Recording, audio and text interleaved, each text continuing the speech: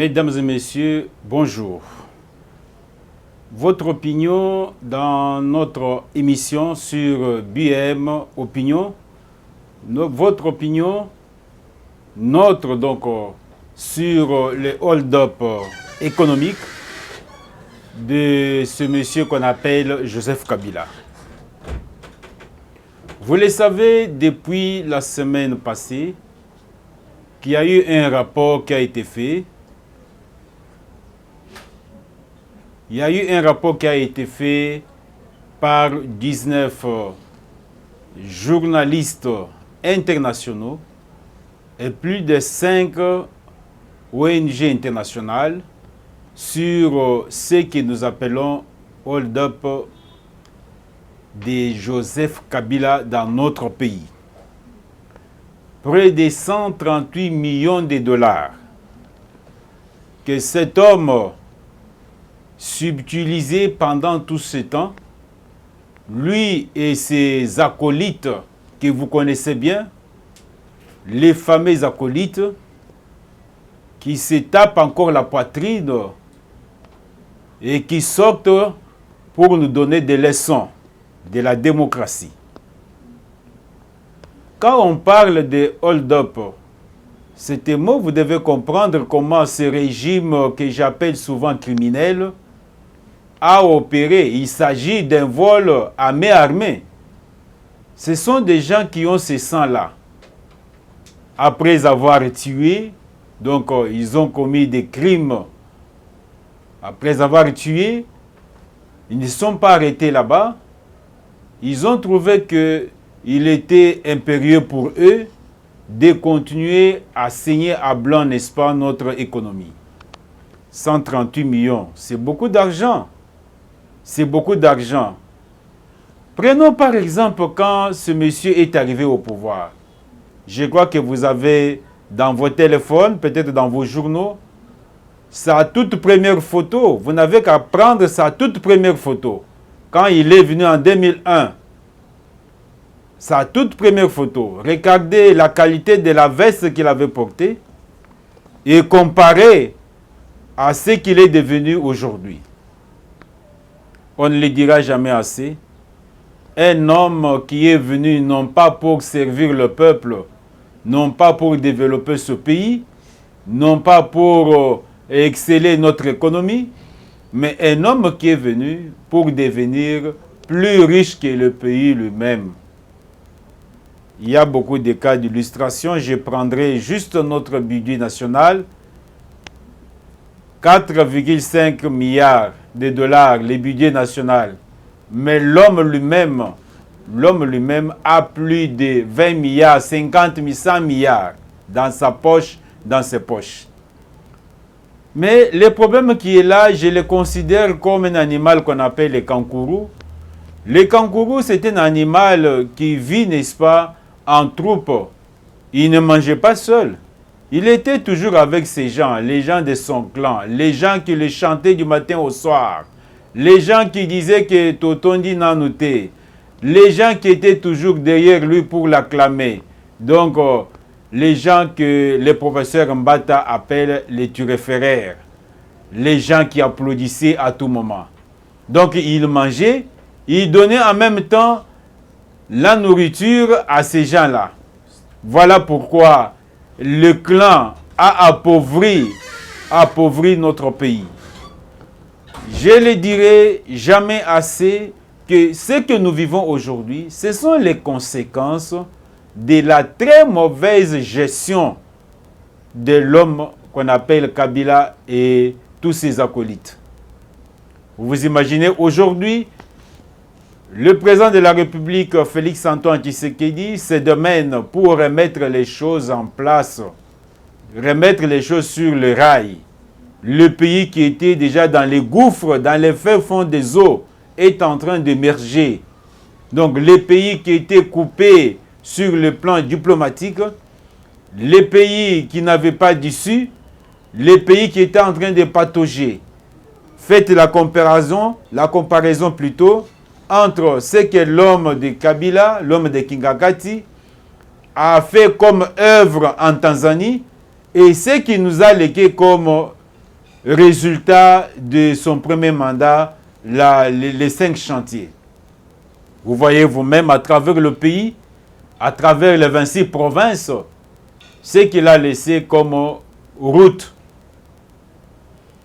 Vous voyez à travers son premier et son deuxième mandat, ce qu'il a laissé comme la qualité, et lui-même est arrivé même à dire que je n'avais pas 15 personnes qui pouvaient l'aider à réussir.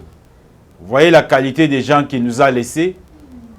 Les cas les plus parlants, les cas de chef de division des ministères des Affaires étrangères, un monsieur qui s'adonne le luxe de remettre des visas à des femmes chinoises pour venir se prostituer dans notre pays. La qualité des gens qui, autour du matin au soir, ils ne font que voler les deniers publics.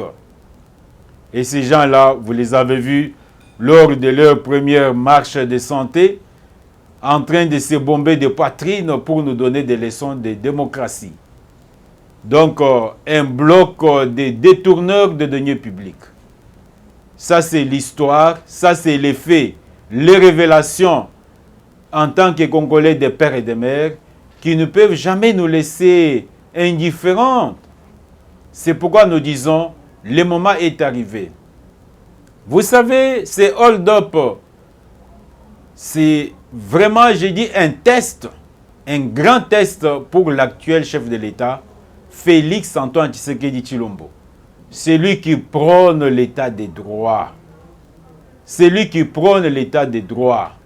Va-t-il accepter de continuer à faire des calculs politiciens pour dire que c'est un ancien président de la République, c'est un président honoraire, il faut le protéger, quelqu'un qui, noir sur blanc, détourne, lui et ses acolytes, les deniers publics. Voilà les grands tests pour le président de la République, l'homme de l'état des droits. Les grands tests pour l'union sacrée. Les gens qui veulent marcher dans la logique de la lutte contre l'impunité, de la lutte contre la corruption. C'est un grand test pour la justice congolaise. On va se poser des questions. Qu'est-ce qui va arriver? Les révélations sont là. Même si les gens de son clan, les terriféraires, les acolytes de Kabila essaient de se défendre comme si Kabila n'a jamais volé même un rond de notre pays.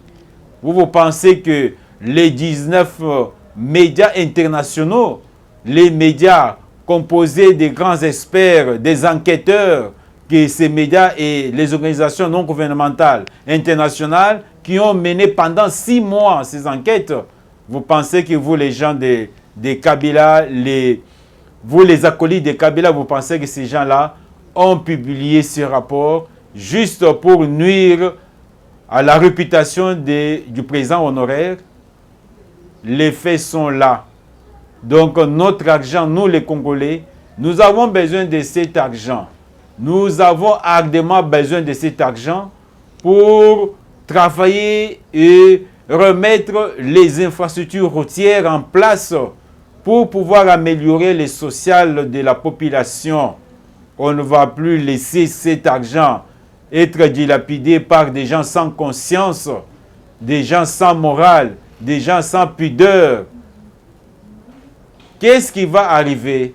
Le chef de l'État va-t-il fouler aux pieds sa règle d'or de l'état des droits? Qu'est-ce qui va arriver? Je crois qu'il est temps, comme je l'ai dit, c'est un test. Il est temps. La première chose, ce que moi je demanderais, c'est que la première démarche à être effectuée, ça signifie que on doit mobiliser toutes les énergies. Mobiliser les énergies pour récupérer d'abord cet argent. Ce sont des sommes colossales. 138 millions de dollars. Ce sont des sommes colossales. Et récupérer l'argent là où il a placé. De deux, tous ceux qui sont cités, en commençant par lui-même Joseph Kabila, je crois qu'il n'est pas au-dessus de la loi, malgré qu'il était président de ce pays. Il n'est pas au-dessus de la loi. Il n'y a personne qui est au-dessus de la loi. Il doit répondre de ses actes. Donc, tout celui qui est cité par ces enquêtes, donc vous vous imaginez, ils doivent répondre de leurs actes devant la justice de notre pays.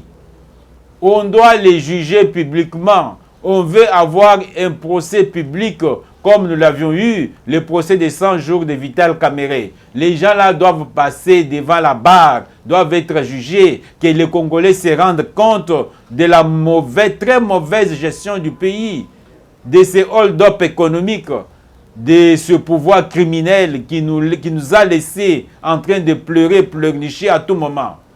Donc, interpeller tout celui qui est cité, qu'il soit président honoraire, qu'il soit les anciens corps du président honoraire, que tout celui qui est cité dans ces rapports soit interpellé. C'est un grand test. Si on veut que l'état des droits qu'on prêche du matin au soir puisse réussir, voilà encore un grand test. Voilà ce à quoi le président de la République doit montrer, n'est-ce pas, de quoi il est capable, en quoi il est le numéro 1, en quoi il est le commandant suprême. Donc, interpeller les gens. Récupérer l'argent, interpeller les gens. Je crois que ce n'est pas impossible.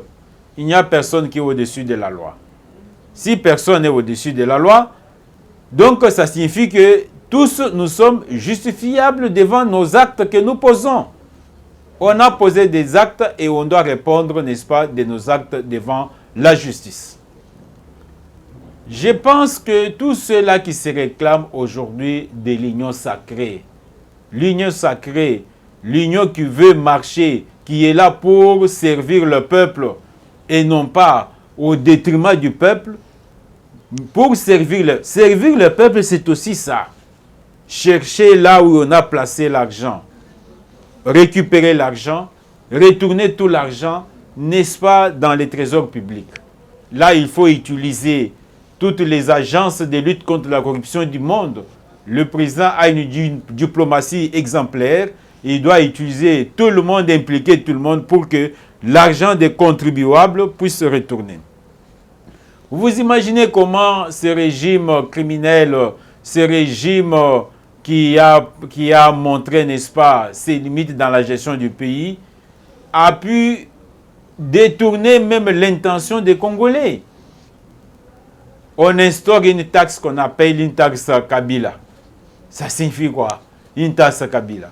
Donc, ça, ce sont des gens impossibles, Et quand on les voit même qu'ils passent à la télé, ils veulent aussi faire la marche de santé, ils veulent parler de la démocratie, mais on se dit, mais nous sommes dans quel pays?